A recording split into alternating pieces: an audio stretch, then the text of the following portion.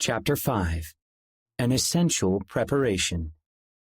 As her ship steamed into the port of Liverpool, England, 21-year-old Inez Knight spotted her older brother William on the docks, waiting in a crowd of fellow missionaries.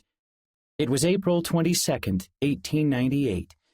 Inez and her companion, Jenny Brimhall, were coming to the British mission as the first single women set apart as lady missionaries for the church. Like Will and the other elders, they would be preaching at street meetings and going door to door, spreading the restored gospel of Jesus Christ. The decision to call women as missionaries was partly a result of Elizabeth McCune's preaching the year before. After seeing Elizabeth's effect on audiences, mission leader Joseph McMurrin had written to President Woodruff, "If a number of bright and intelligent women were called on missions to England," he reasoned, "the results would be excellent." The first presidency agreed. Louisa Pratt, Susa Gates, and other married women had served successful missions alongside their husbands, though without official mission calls. Leaders in the Relief Society and YLMIA, moreover, had been good ambassadors for the church at venues like the World's Fair of 1893, and many young unmarried women had gained experience teaching and leading in YLMIA meetings, preparing them to preach the Word of God. After reuniting with Will, Inez walked with him and Jenny to the mission headquarters, a 4-story building the Saints had occupied since the 1850s. There they met President McMurrin. "I want each of you to understand that you have been called here by the Lord," he said. As he spoke, Inez felt for the first time the great responsibility resting on her shoulders. The next day, she and Jenny accompanied President McMurrin and other missionaries to Oldham, a manufacturing town east of Liverpool. In the evening, they formed a circle on a busy street corner, offered a prayer, and sang hymns until a large crowd formed around them. President McMurrin announced that a special meeting would be held the following day, and he invited everyone to come and hear preaching from real, live Mormon women. As he said this, a sick feeling crept over Inez. She was nervous about speaking to a large crowd. Still, as she stood among the missionaries in their silk hats and black suits, she had never been prouder to be a Latter-day Saint. The next evening, Inez trembled as she waited for her turn to speak. Having heard terrible lies about Latter-day Saint women from William Jarman and other critics of the church, people were curious about her and the other women speaking at the meeting. Sarah Noall and Caroline Smith, the wife and sister-in-law of one of the missionaries, addressed the congregation first. Inez then spoke, despite her fear, and surprised herself by how well she did. Inez and Jenny were soon assigned to labor in Cheltenham. They went door to door and frequently testified at street meetings. They also accepted invitations to meet with people in their homes. Listeners usually treated them well, although occasionally someone would mock them or accuse them of lying. Efforts to correct false information received a boost when James E. Talmage, the English-born Latter-day Saint scholar, traveled throughout the United Kingdom to give public lectures on Utah, the American West, and the Saints. The lectures were held in well-known halls and attracted hundreds of people. As he spoke, James used a device called a stereopticon to project high-quality images of Utah onto a large screen, giving audiences a vivid picture of the state's people and places. After one presentation, a man left saying, "That was vastly different to Jarman's lecture." Inez and Jenny, meanwhile, hoped to see more women serving missions. "We feel that the Lord is blessing us in our attempts to allay prejudice and spread the truth," they reported to mission leaders. "We trust that many of the worthy young women in Zion will be permitted to enjoy the same privilege we now have, for we feel that they can do much good." Around the time Inez Knight and Jenny Brimhall left for England, Hirini Fanga arrived in Wellington, New Zealand, as a full-time missionary. The first presidency had issued the call at the beginning of 1898, and Hirini responded immediately.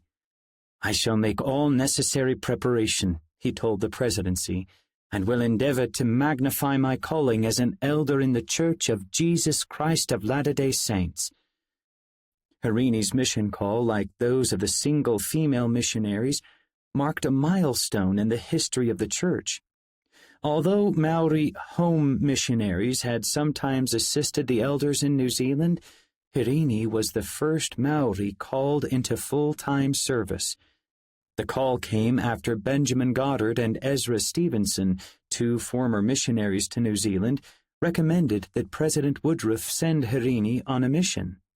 As one of the most beloved and respected Maori in the Church, Hirini could do a great work among his people, including gathering their genealogy and testifying of the sacred work he and his wife Miri were performing in the Salt Lake Temple.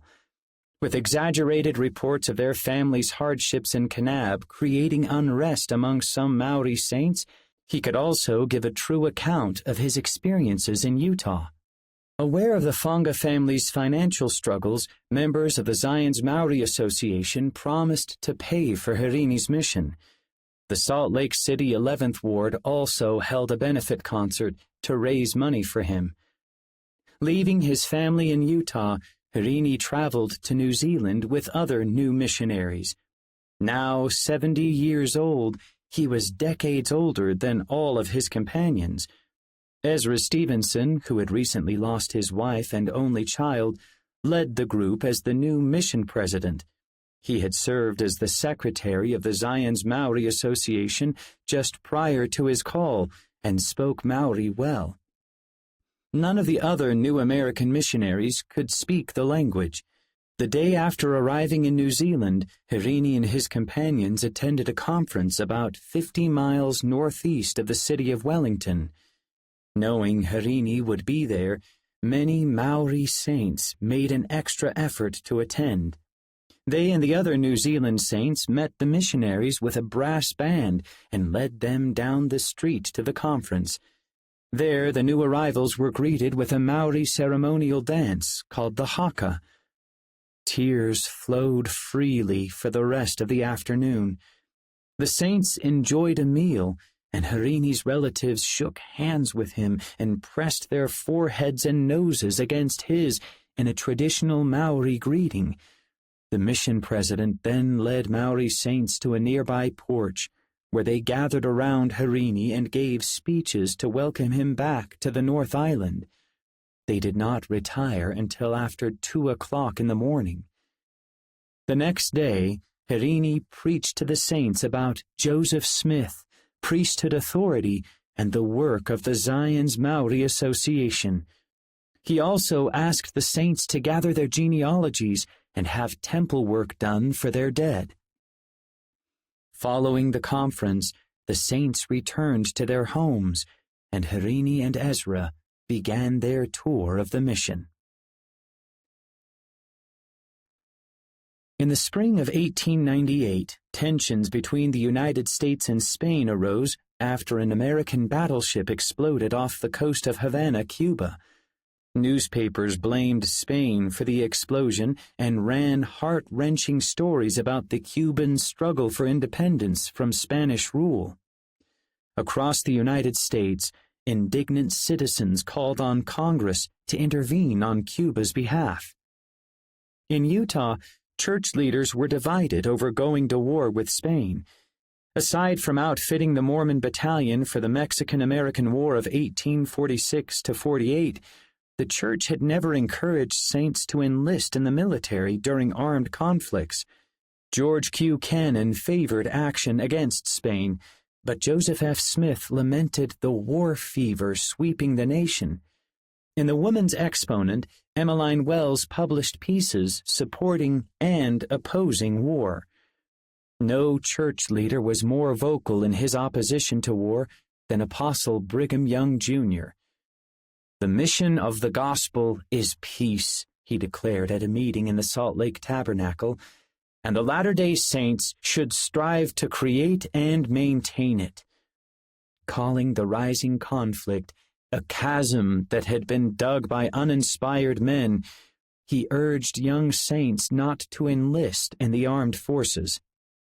Whenever controversies arose in the church, Wilford Woodruff would usually turn to his counselors, George Q. Cannon and Joseph F. Smith, and ask, "Well, brethren, what do you think of this?" But after learning what Brigham Jr. had said, the prophet quickly censured him. The church had only recently mended its relationship with the United States, and President Woodruff did not want prominent church leaders appearing disloyal to the nation. "Such remarks were very unwise and ought not to have been made," he said. "We are now a part of the nation, and we are under obligation to do our share with the rest of the citizens of the government." The United States declared war on Spain on April 25, 1898, the day after Brigham Jr.'s speech, and the Deseret Evening News published an editorial affirming the saints' loyalty to the United States. "Not lovers of war, nor given to bloodthirstiness, they are nevertheless firmly and steadfastly with and for our country in every just cause," it declared.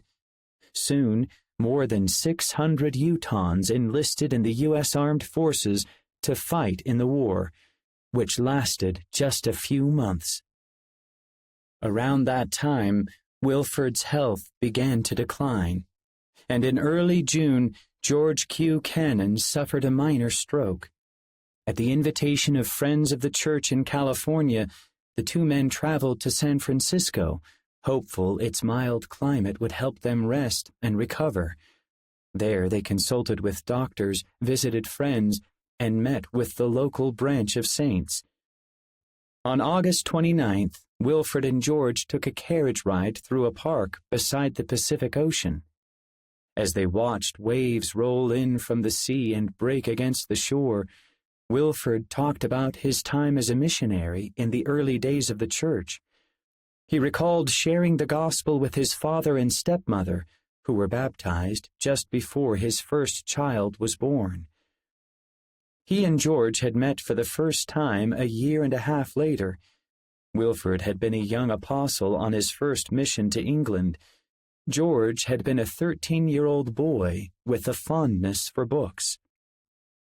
Now, sitting side by side nearly 60 years later, they spoke of the gospel and the happiness it brought them. "What delightful labor we have had," they agreed, "in bearing testimony to the work of God." 3 days later, on September 2nd, George sent a telegram from San Francisco to Joseph F. Smith in Salt Lake City. "President Woodruff is dead. He left us at 6:40 this morning. Break the news to his family. He slept peacefully all night and passed away without movement." Lorenzo Snow was at his home in northern Utah when he learned of the prophet's passing. He immediately caught a train for Salt Lake City, anxious about the future. As the senior apostle, he knew he would likely become the next president of the church. 6 years earlier, in fact, President Woodruff had spoken to Lorenzo about the Lord's will for him as the next prophet. "When I go, I want you, Brother Snow, not to delay, but organize the first presidency," he had said. "Take George Q. Cannon and Joseph F. Smith for your counselors. They are good, wise, and men of experience." But Lorenzo was worried about taking on the office, especially when he thought about the state of church finances. Despite the efforts of Heber J. Grant and others, the church was still mired in debt, and some people were speculating that it owed at least $1 million to creditors. Lorenzo himself feared the debt was as high as $3 million. In the days following President Woodruff's death, Lorenzo directed church business as president of the Quorum of the 12 Apostles. yet he felt deeply inadequate. On September 9th, the day after the funeral, Lorenzo met with the 12. Still feeling unequal to the calling, he proposed stepping down as president of the quorum. The apostles, however, voted to continue sustaining him as their leader. One evening, around this time, Lorenzo sought the will of the Lord in the Salt Lake Temple. He felt depressed and discouraged about his new responsibilities. After changing into his temple clothing, he pleaded with the Lord to enlighten his mind. The Lord answered his prayer, clearly manifesting that Lorenzo needed to follow President Woodruff's counsel to reorganize the First Presidency immediately. George Q. Cannon and Joseph F. Smith were to be his counselors. Lorenzo did not tell his fellow apostles about his revelation. Instead, he waited, hoping they would receive the same spiritual witness about what to do. The quorum met again on September 13th to discuss church finances. With President Woodruff gone, the church no longer had a trustee in trust to handle its temporal business. The apostles knew this responsibility would eventually fall on the next church president, but the quorum of the 12 apostles had always waited more than a year before organizing a new first presidency.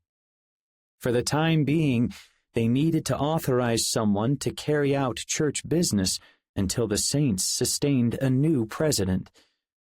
As the apostles discussed solutions to the problem, Heber J. Grant and Francis Lyman suggested simply organizing a new first presidency. "If the Lord should manifest to you, President Snow, that it was the proper thing to do now," Francis said, "I am prepared to not only vote for a trustee in trust, but for the president of the church." The other apostles embraced the idea quickly. Joseph F. Smith proposed that they appoint Lorenzo as the new president, and everyone sustained the motion. "It is for me to do the very best I can, and depend upon the Lord," Lorenzo said. He then told the apostles about the revelation he received in the temple. "I have not mentioned this matter to any person, either man or woman," he said. "I wanted to see if the same Spirit which the Lord manifested to me was in you." Now that the apostles had received the witness, Lorenzo was ready to accept the Lord's call to serve as the next president of the church. 1 month later, at the October 1898 General Conference, the saints sustained Lorenzo Snow, George Q. Cannon, and Joseph F. Smith as the new first presidency. President Snow made repairing the church's financial situation his first priority as president. He carried out a plan approved by Wilford Woodruff before his death to sell long-term, low-interest bonds to help cover the church's immediate expenses.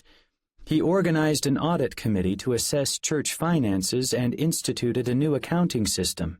He also sought to generate new revenue by having the church take full ownership of the Deseret News, which had previously been in private hands. These efforts improved the church's financial footing, but none of it was enough. At the April 1899 General Conference, President Snow and other church leaders preached on tithing, a law the saints had not kept diligently since the government seized significant church assets more than a decade earlier. The prophet also counseled the saints not to go into debt themselves. "Wear your old hats until you can pay for a new one," he said. "Your neighbor may be able to buy a piano for his family, but wait till you can pay for one before you get one." He also instructed local leaders to spend church funds wisely. "There might be circumstances that would justify our going into debt, but they are comparatively few," he said. "As a rule, it is wrong." One morning, early in May, President Snow was sitting in bed when his son Leroy came into the room. Leroy had just returned from a mission to Germany and was working as his father's personal secretary. The prophet greeted him and announced, I am going to St. George." Leroy was surprised. St. George was in the southwestern corner of the state, 300 miles away.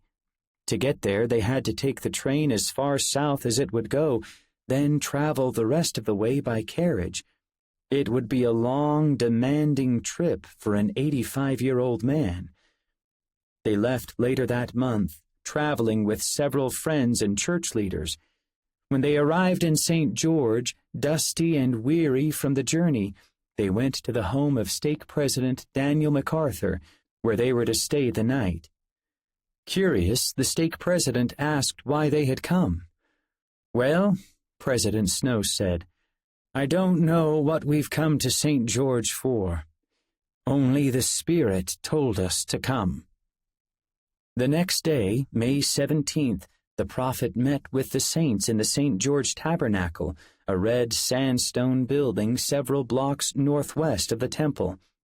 He had been restless the night before, but he looked strong and alert as he waited for the meeting to begin. He was the first speaker, and when he stood to address the saints, his voice was clear.